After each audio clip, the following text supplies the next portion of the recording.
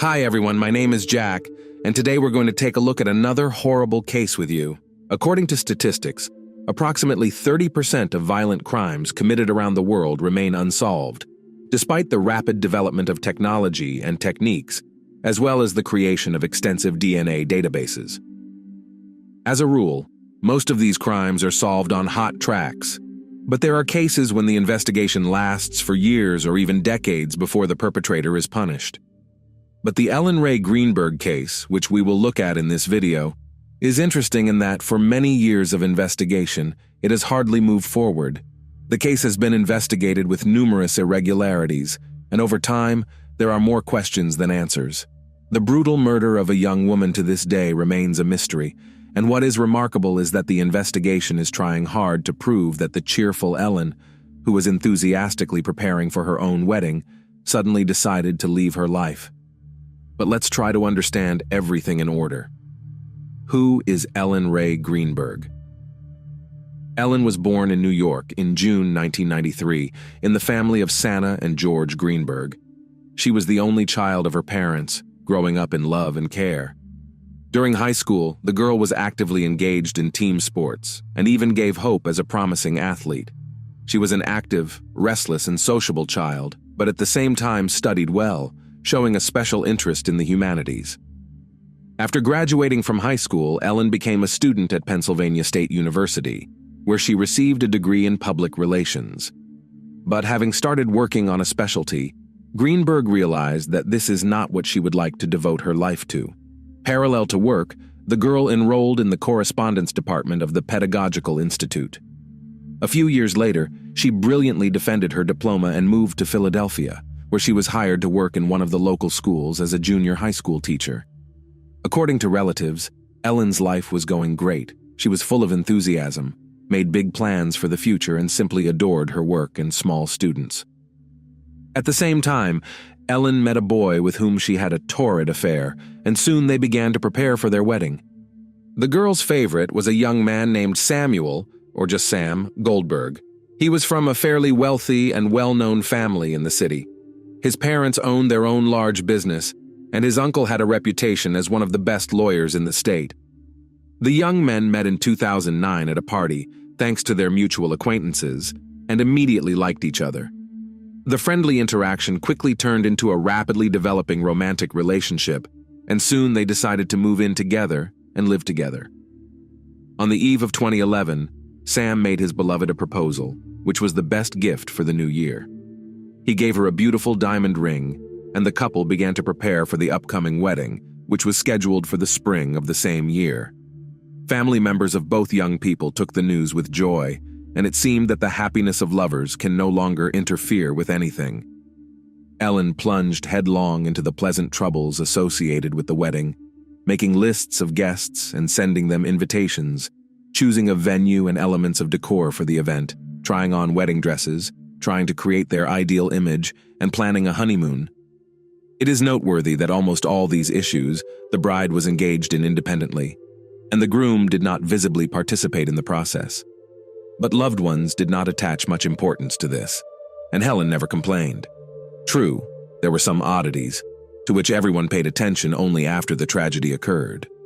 In January 2011, the weather in the city was very snowy and frosty. On the 26th, Ellen went to work at school as usual, but close to noon there was a strong wind and a blizzard, so classes were canceled and students and teachers were sent home. Ellen returned to the apartment she and Sam shared. It was in a cozy apartment complex located in one of the quiet areas of the city. Soon Sam returned home as well. According to some reports, the couple that day quarreled, which was mentioned in passing, and Sam himself, but later he began to deny it. Close to 5 p.m., Sam decided to go to the gym located in the same apartment complex. He was gone for less than 1 hour, but when he returned, he could not get into the apartment because the door was locked from the inside. Sam first knocked loudly and insistently, then began calling his fiancée by name, which attracted the attention of neighbors, and then began calling her on the phone and sending messages. No one responded to his yelling, knocking, and calling, but it was heard that the phone was inside the apartment. Sam then went to the first floor of the building to the security guard to ask for help. Samuel explained the situation to him and asked if it was possible to open the front door, to which the guard replied that this was beyond his authority and that he could not leave his post by instruction. Then Sam went back up to his floor and decided to act on his own. He slammed his shoulder into the door, and the first time he did it, he managed to break the latch. It was quiet inside. Ellen's call was never answered, and when he entered the kitchen, he saw a gruesome sight. His fiancée was sitting on the floor, leaning back against the cabinet door, her body slashed with a knife and her clothes stained with blood. Sam immediately started calling emergency services, describing the situation, and when asked to check if the girl had a pulse, he acted strangely, asking several times if he really needed to do that. Then there was silence, and afterwards Sam suddenly stated that there was a knife sticking out in his fiancée's chest, which, allegedly, he had not noticed before. He also added that Ellen was obviously already dead. The police officers who arrived on the call were quite surprised and noted that they had never seen such a thing in their many years of practice. The door was indeed locked from the inside with a latch, which Sam had subsequently knocked off with his shoulder. There were no signs of forced entry or the presence of intruders in the room. Nothing had been stolen from the apartment. All valuables and money were still there. Nothing had been searched or touched. But the most interesting thing began when the body of the dead girl was examined. No signs of struggle or attempts to defend herself were found, as if everything happened suddenly, and the victim simply did not have time to react. On her body counted about 24 stab wounds of varying depth, and the final blow came to the heart, and it took Ellen's life. We will return to the blatant negligence with which the crime scene and the body of the deceased were examined a little later. This negligence allowed a lot of evidence to be missed and left a possible perpetrator at large. But even more strange was the behavior of the police, who even before the medical examination thought that Ellen had done this to herself. Panic attacks, visits to a psychologist, and prescription drugs. In favor of the version of voluntary departure from life was the fact that Ellen, since some time, began to suffer from anxiety disorder and panic attacks arising on its background. The situation was so serious that Ellen even sought help from a psychologist. Close, she tried not to complain, so as not to worry them, and relatives, in turn, associated changes in Ellen's behavior with stress and excitement before the wedding. However, the specialist who worked with Ellen prescribed her 2 medications, which she took regularly to combat her anxiety. As the psychologist himself would later report, neither of these drugs, neither together nor separately, could in any way aggravate Ellen's mental state and cause thoughts of death. The specialist also noted that despite her anxiety, the patient never had such thoughts. In addition, Ellen's friends and colleagues noticed that after she and Sam started living together, her behavior began to change. In addition to becoming anxious and restless, Ellen almost stopped making any decisions on her own. In every situation, Ellen would say that she needed to discuss it with her fiancé, that she couldn't give an answer without consulting him. Similar oddities noticed, and parents of the deceased, but every time her daughter tried to complain to them about her difficult emotional state, she added that Sam had nothing to do with it. And 3 weeks before the tragedy, Ellen told her mother that she wanted to quit school, drop everything, and return to her parents' house. Her mother was very surprised at her daughter's words, but assured her that she could return home at any time, and her parents would accept her without question. However, Ellen never brought up the subject again. Later, it was hypothesized that after the couple moved in together, Sam began to show violence towards his fiancée, and she was scared, afraid to tell anyone about it. The psychologist Ellen consulted did not confirm or deny this version, but noted that Ellen had difficulty articulating and expressing what she was experiencing and what was bothering her. It was as if she wanted to share something important, but the fear was stronger than that. Oddities and inconsistencies in the case. This unusual case from the very beginning raised a lot of questions, but most interestingly, no one even tried to find answers to them. The carelessness with which the examination of the crime scene and the body was conducted, as well as the expertise, is simply astounding. Many circumstances, facts, and evidence were simply ignored and irretrievably lost, and without them it was impossible to restore the full picture of the incident. To begin with, on the hands of the victim, was not found typical for self-defense injuries, which means that the girl was not trying to defend herself. But at the same time, on her body revealed numerous hematomas, which, judging by the degree of healing she received several weeks ago. The fiancé explained that these are most likely the consequences from playing team sports. However, Ellen's parents assured that their daughter had not visited gyms and playgrounds for a very long time because of the workload at work, as well as active preparations for the wedding. No suicide message was found. Ellen looked like a victim of a brutal massacre, but despite this, almost immediately a version of voluntary departure from life was voiced. Moreover, there were food, spices, and a cutting board on the table in the kitchen. So, according to the logic of the investigators, Ellen started to cook dinner, but suddenly changed her mind and decided to cut herself to death with a knife. Further, as I have already noted, on the body of the victim counted 24 penetrating wounds of varying depth, and forensic examination showed that 10 of them were inflicted from the back, so if the girl was attacked from behind, and some of them were serious enough, and if they did not kill Ellen immediately, then certainly deprived her of the ability to move and resist. It is simply impossible to inflict such injuries on oneself, and then to stick a knife into one's heart to the hilt, and this caused medical experts to doubt the originally announced cause of death. However, despite this conclusion, the investigation continued to insist on the previous version and refused to initiate criminal proceedings.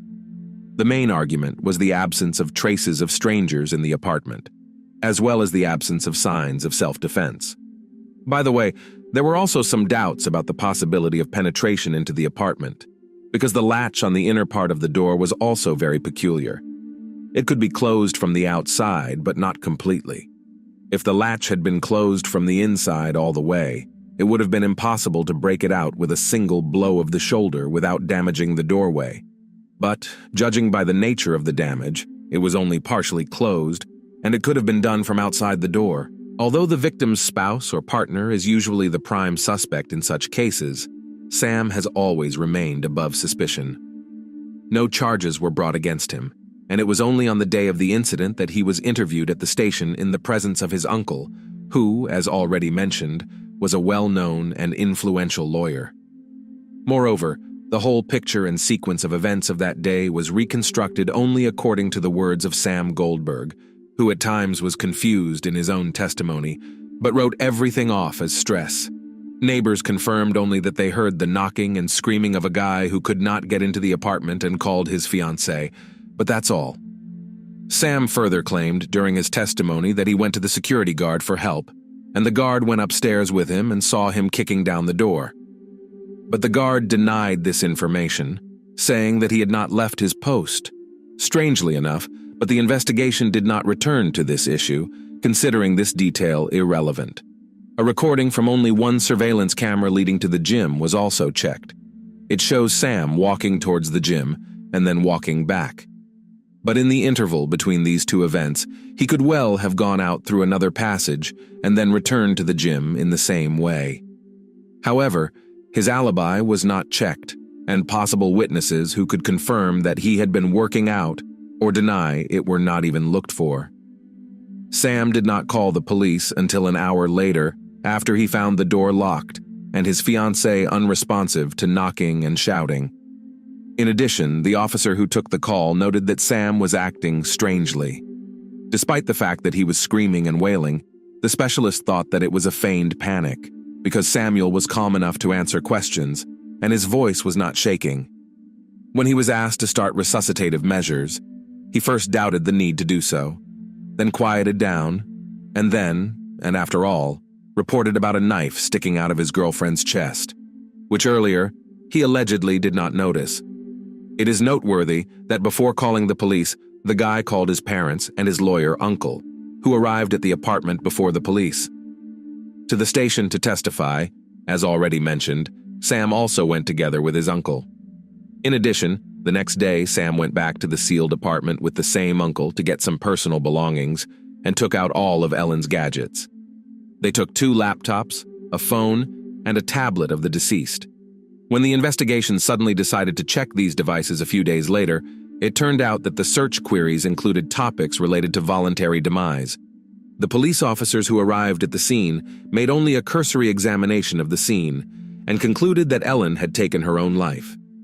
Subsequently, despite the emergence of new details, they refused to change their verdict. The order of the wounds could not be established, but it is certain that the final blow was a blow to the heart.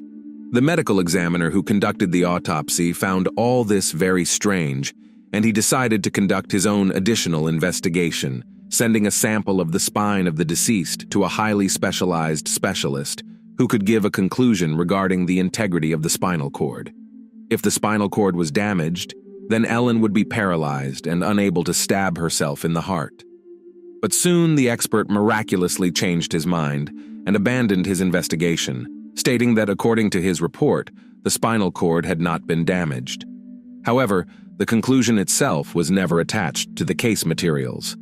It also didn't bother anyone that with such numerous and extensive wounds on Ellen's body, there was very little blood around, which could indicate that someone had wiped it off, but no one even bothered to look for possible washed-away marks.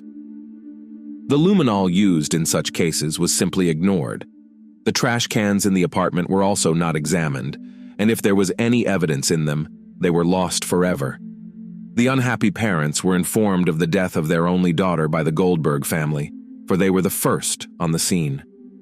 Ellen's family lived in another town, a couple hundred miles away from their daughter, but they arrived as quickly as they could. Santa and George couldn't believe what was happening, and flatly denied that Ellen could have taken her own life. But the grief-stricken parents were never given a clear answer to the question of what happened that night with their daughter, only a dry conclusion and refusal to initiate criminal proceedings. Then the Greenbergs decided to conduct their own investigation with the involvement of independent specialists. Soon they were contacted by a private detective who offered his help completely free of charge because he himself wanted to understand this confusing case. The detective studied the materials and came to the conclusion that Ellen's body was moved after her death. This was evidenced by a dried blood trickle from her nose toward her ear. But Ellen was found in a sitting position, so the blood couldn't have traveled that way. He also found smeared stains on the floor, very similar to drag marks. In addition, after a second one, the guard remembered that Sam, who had asked for help, was wearing a tracksuit and said he had come back from the gym, but he was wearing boots. He did not have a bag with a change of shoes with him. But despite the new evidence and witness testimony, the parents of the deceased were again denied a criminal case or further investigation. The Greenbergs were even denied case files, including a recording of Sam's phone call to the police, as well as surveillance footage showing the time he walked toward the gym and then returned from there. 4 years later, a new young officer has joined the county's homicide unit, taking a position as an assistant prosecutor. He had heard about the unsolved, strange case while he was still studying at the university, and now he decided to get materials from the archives and get to the truth. His attention was drawn to the injury to the back of the head, which could be the first to indicate that Ellen had been attacked from behind when she hadn't expected it. Also of interest to him was the note that there was no spinal cord injury, but there was no official document to prove it. All of the ADA's attempts to find any report regarding the spinal injuries were unsuccessful. It was allegedly lost somewhere in the archives. Then he made an official request to the Center of Forensic Medical Examination to get a duplicate of the document. And then it turned out that no one had ever given such a conclusion, and the body was not examined for spinal cord injuries. At the same time, a fragment of the spine had somehow miraculously been preserved and could be re-examined. An independent specialist was brought in and determined that the spinal cord had been damaged in several places at once, so that Ellen could not have inflicted further injuries on herself. The resulting materials were passed to the police, but there, after reviewing them, again refused to initiate criminal proceedings. In 2018, the coroner gave an official conclusion, which stated that all 20 wounds the deceased had inflicted on herself, and there can be no doubt about it. New investigation. Once again, at a stalemate of justice, the grief-stricken parents hired a new attorney with whom they recollected all the documents, previously unrecorded evidence, facts, and witness statements. In 2019, they filed a new lawsuit against the coroner and experts who had improperly done their jobs and effectively collapsed the case. The following spring, the lawsuit was heard and settled, But trials never began due to the pandemic raging around the world. It was expected that the case would be reclassified, but due to the negligence of the police and medical examiners, as well as the resulting confusion, crucial evidence was lost and irretrievably lost. The parents of the dead girl even created a page in the social network dedicated to the progress of the investigation, where they share official materials, new details, and versions. Family, friends, and colleagues of Ellen insist that she could not take her own life, and even do it in such a heinous way. Ellen, in principle, did not tolerate the sight of blood. It made her sick, and she also had a low pain threshold, because of which she has never done tattoos or piercings. In the summer of 2022, the case was dismissed again, but the Greenbergs got it transferred to the district attorney's office, where a new prosecutor took over. The investigation began again, 11 years after those terrible events. But to this day, the investigation has never been finalized. How did Sam's fate turn out? For the first year after the tragedy, Samuel tried to keep in touch with his estranged father-in-law and mother-in-law. However, he did not take any part in the investigations initiated by them. He flatly refused to communicate with the police, and it seemed that he was not interested in the case. He himself adhered to the official version that his fiancée himself inflicted fatal injuries. Goldberg soon found solace with another girl, and just a year later married her. Together with his wife, he moved to another state and stopped contact with the Greenberg family. Now he and his wife are raising 2 children together, and about the dead ex-fiancée, Sam tries not to remember. What do you guys think? Is Sam responsible for Ellen's death? Thanks for watching. Jack was with you. Subscribe to the channel and don't forget to click on the bell not to miss new stories from around the world. See you soon. Take care.